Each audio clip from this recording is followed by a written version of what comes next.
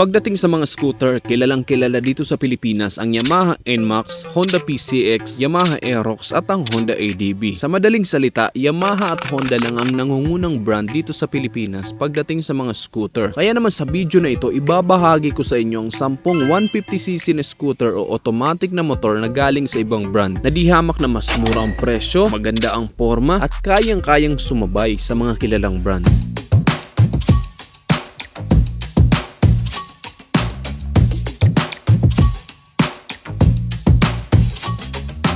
Number 1, Skygo Bolt 150. Sa unang tingin, aakalain mong isa itong maxi scooter na 400cc dahil kuhang-kuha nito ang forma ng Yamaha X-Max. Napaka-moderno at elegante ang forma nitong scooter na ito. Meron itong mataas na windshield, naka-LED lahat ng kanyang mga ilaw at siguradong mapapalingon ang kahit na sino dahil napakaganda ng kanyang forma. Pagdating sa makina nito, ito ay 149.3cc, liquid-cooled, 2 valves, single cylinder, 4-stroke, single overhead cam, fuel injected at ang kanyang compression ratio ay 10.6:1 at ang maximum power ay 12 horsepower at 8,500 RPM with a maximum torque of 11.8 Nm at 5,500 RPM. At ang maganda sa motor na to, malaki ang kanyang fuel capacity, pang maxi scooter din talaga dahil 13 liters. Matipid din ito sa gasolina dahil ito ay fuel injected at naka 2 valves lang naman at mababa lang ang kanyang displacement. Umukonsumo lang ito ng 40 km per liter. Kaya naman sa isang full tank nito,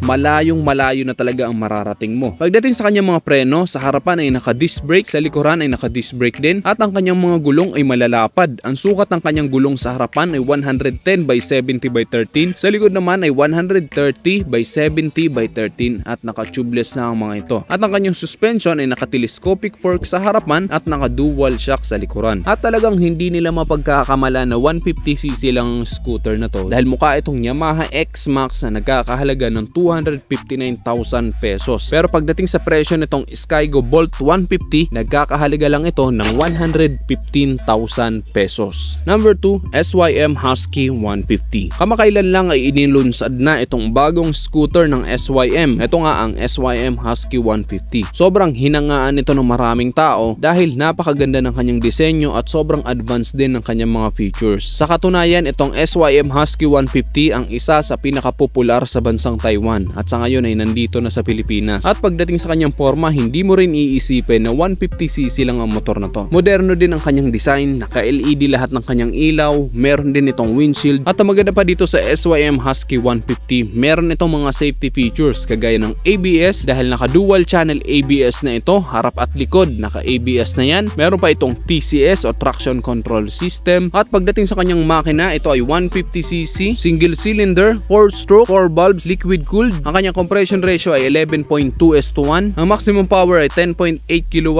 at 8,000 RPM with a maximum torque of 14.5 Nm at 6,000 RPM. And of course, ito ay naka-electric fuel injected na din. At ang maganda rin sa motor na to, malaki ang kanyang fuel capacity. 15 liters ang isang full tank nito, kaya malayo-layo ang mararating mo sa isang full tank mo. Matipid din ito sa gasolina dahil ito ay electric fuel injected. Mukonsumo lang din ito ng 40 to 45 km per liter. At napakalalapad ng kanyang mga gulong. Ang sukat ng kanyang gulong sa harapan ay 120/70/13, sa likod naman ay 130/70/13. Then of course, naka-tubeless na rin ng mga yan. Then pagdating sa kanyang suspension, naka-telescopic fork sa harapan at sa likuran naman ay naka-monoshock. Ay diba, napakaganda ng forma nitong bagong SYM Husky 150. Siguradong marami rin ang bibili ng scooter na ito. Pagdating naman sa kanyang presyo, nagkakahalaga lang ito ng 152,000 pesos. Number 3, FKM Slick 150. Napakaganda din ang forma nitong Slick 150. Naka-LED na rin lahat ng kanyang mga ilaw. Meron din itong windshield dito sa harapan at ang maganda sa kanya, naka-flat footboard ito kaya meron kang paglalagyan ng mga gamit mo dito sa harapan. At pagdating naman sa makina nito, ito ay 150cc, 4-stroke, 4 valves, liquid cooled, single cylinder, single overhead cam. Ang maximum power ay 12.1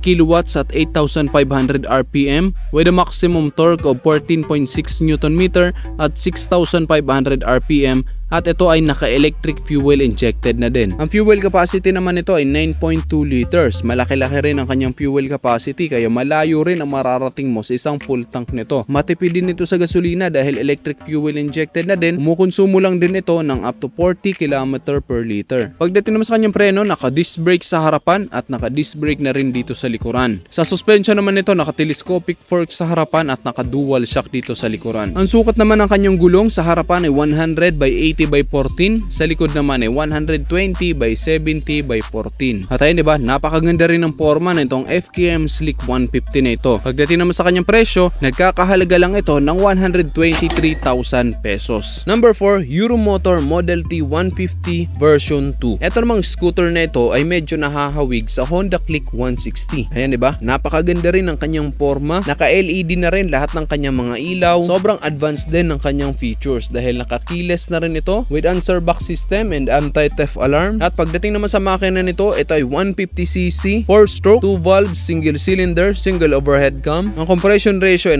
9.5:1 at ito ay naka-electric fuel injected na din. Ang maximum power ay 8.6 kilowatts at 8,000 RPM with a maximum torque of 11.5 Nm at 6,500 RPM. Ang fuel capacity naman nito ay 6.5 liters. At dahil ito ay electric fuel injected na din, kumukonsumo lang din ito ng up to 40 km per liter. Pagdating naman sa kanyang preno, sa harapan ay naka-disc brakes, sa likuran naman ay naka-drum brake. At ang sukat ng kanyang gulong dito sa harapan ay 90 by 80 by 14, sa likod naman ay 100 by 80 by 14 at naka-tubeless na ang mga ito. Sa suspension naman, naka-telescopic fork sa harapan, sa likuran naman ay naka-single shock. At ayun, diba, napakaganda ng forma nitong Euromotor Model T 150 na version 2 na ito. At pagdating naman sa kanyang presyo, sobrang affordable lang nito dahil 77,900 pesos lang. Number 5, Rusi Pulse 150 Fi. Maganda rin ang disenyo nitong scooter na ito. Kayang-kaya ring sumabay sa mga mamahaling scooter. At ang maganda sa kanya, naka-flat footboard din ito kaya meron kang paglalagyan dito sa harapan. Kaya perfect na perfect to pang hanap buhay at pamamalengke. Pagdating naman sa makina nito, ito ay 148.9cc, air-cooled, 4-stroke, single overhead cam, single cylinder, fuel injected. Ang compression ratio ay 9.2:1. Ang maximum power ay 8 kilowatts at 7,500 RPM with a maximum torque of 11.8 Nm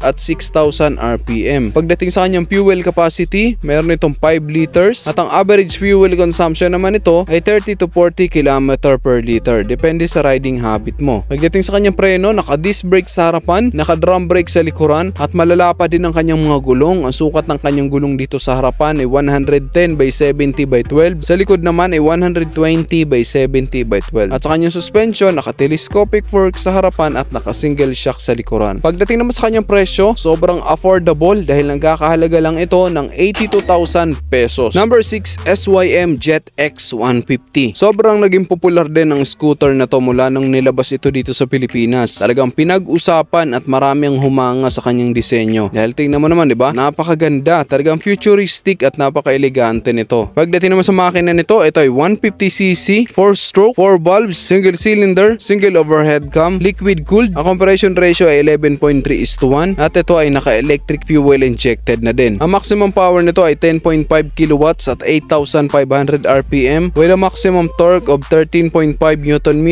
at 6,500 RPM. Pagdating sa kanyang preno, naka-disc brake sa harapan at naka-disc brake din sa likuran at ito ay merong CBS or combined braking system. And pagdating sa kanyang gulong, ang sukat ng kanyang gulong dito sa harapan ay 100 by 90 by 14, sa likod naman ay 110 by 80 by 14 at naka-tubeless na mga gulong nito. Yan, sa kanyang suspension, naka-telescopic fork sa harapan at naka-dual shock sa likuran. Pagdating naman sa kanyang presyo, nagkakahalaga naman ito ng 135,900 pesos. Number 7, Skygo KPV 150. Isa rin itong bagong modelo ng Skygo at pagdating sa forma nito, very unique yung kanyang disenyo. Actually, wala pa itong ibang kamukha dito sa Pilipinas. Tanging itong KPV 150 lang ang merong ganyang design. Kaya naman malayo pa lang, makikilala mo na kaagad ito. Pagdating sa makina nito, ito ay 150cc, 4-stroke, liquid cooled, 2 valve, single cylinder, single overhead cam at ito ay fuel injected na din. Ang maximum power nito ay 12.1 horsepower at 8,500 RPM with a maximum torque torque of 11.8 Nm at 5,000 RPM. Malaki rin ang kanyang fuel capacity, 11 liters. Kaya malayo-layo rin ang mararating mo sa isang full tank nito. Matipid din ito sa gasolina dahil kumukonsumo lang ito ng 41 km per liter. Pagdating sa kanyang preno, naka-disc brake sa harapan at naka-disc brake sa likuran, at sa kanyang suspension ay naka-telescopic fork sa harapan at naka-monoshock sa likuran. Ang sukat naman ng gulong nito dito sa harapan ay 100 by 80 by 14, sa likod naman ay 120 by 70 by 14. At pagdating sa kanyang presyo, nagkakahalaga lang ito ng 109,800 pesos. Number 8, Rusi Rapid 150. Ito namang scooter nito ay nahahawig sa Yamaha Aerox. Pero syempre, pagka Rusi, talagang mas mura ang presyo. At pagdating sa kanyang forma, kuhang-kuha, di ba? Mapagkakamalan mo talagang Yamaha Aerox ang motor na to. At isa itong Rusi 150 sa pinakamabenta pagdating sa 150cc ng Rusi. Pagdating sa makina nito, ito ay 149.6cc, air-cooled, 4-stroke, single cylinder, 2 valves, at ito ay naka-carb type pa. Ang compression ratio nito ay 9.5:1, ang maximum power ay 7.8 kW at 7,500 RPM with a maximum torque of 10.5 Nm at 5,500 RPM. Ang fuel capacity naman nito ay 5 liters. At sa kanyang fuel consumption, nag-average ito ng 30 to 35 km per liter. Pagdating sa kanyang preno, naka-disc brake sa harapan at naka-drum brake sa likuran. Sa suspension, naka-telescopic fork sa harapan, sa likuran naman ay naka-dual shock. At pagdating sa kanyang mga gulong, ang sukat ng kanyang gulong dito sa harapan ay 110 by 70 by 13, sa likod naman ay 130 by 70 by 13. At pagdating sa kanyang presyo, sobrang affordable lang, kalahati ng presyo ng Yamaha Aerox dahil 65,000 pesos lang ito. Number 9, FKM MTX 150. Pagdating sa forma nitong motor na to, mukha itong BMW. Hindi mo rin iisipin na 150cc lang ito dahil mukha itong 400cc ang kanyang datingan. Naka-LED lahat ng kanyang ilaw, meron din itong windshield na nakakadagdag forma, at pagdating sa kanyang makina, ito ay 150cc, liquid cooled, 4-stroke, 4 valves, fuel injected. Ang maximum power ay 12 kW at 8,500 RPM with a maximum torque of 15 Nm at 5,500 RPM. Malaki rin ang kanyang fuel capacity, 8 liters, kaya malayo-layo ang mararating mo sa isang full tank nito. Kumukonsumo lang din ito ng 40 to 45 km per liter. At meron din itong safety features dahil naka-dual channel ABS na ito. Ibig sabihin, harap at likod meron ng anti-lock braking system. Sa suspension naman, naka-telescopic fork sa harapan, sa likuran naman ay naka-dual shock. Yan, malala pa din ang sukat ng kanyang gulong. Sa harapan ay 110 by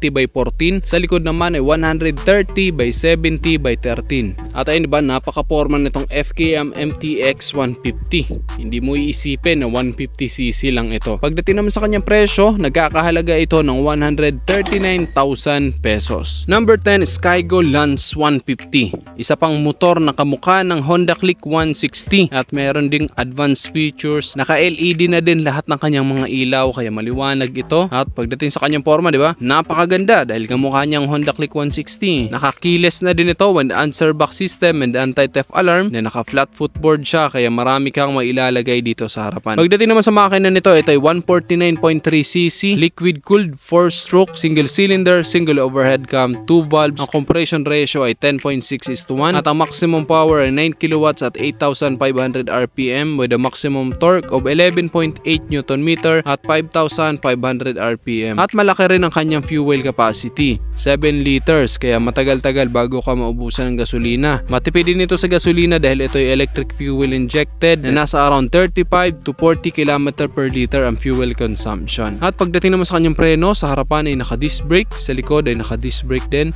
Sa kanyang suspension, naka-telescopic fork sa harapan, naka-single shock naman sa likuran, at malalapad din ang kanyang gulong. Sa harapan ay 110 by 80 by 14, sa likod ay 120 by 70 by 14. Pagdating naman sa presyo nito, nagkakahalaga lang ito ng 97,000 pesos. Ayun guys, diba? Sobrang dami pa lang mga 150cc ang available dito sa Pilipinas na napakaganda ng forma, napaka-advanced din ng mga features. Pero pagdating sa presyo, mas affordable o mas abot kaya. At pagdating sa durability, matitibay din naman ang mga motor na to. Hindi rin naman ito basta-basta masisira, basta nasa tamang pag-aalaga lang. Ikaw, kung ikaw ang tatanungin, ano ang pinaka nagustuhan mo sa 10 motor na napag-usapan natin sa video na ito?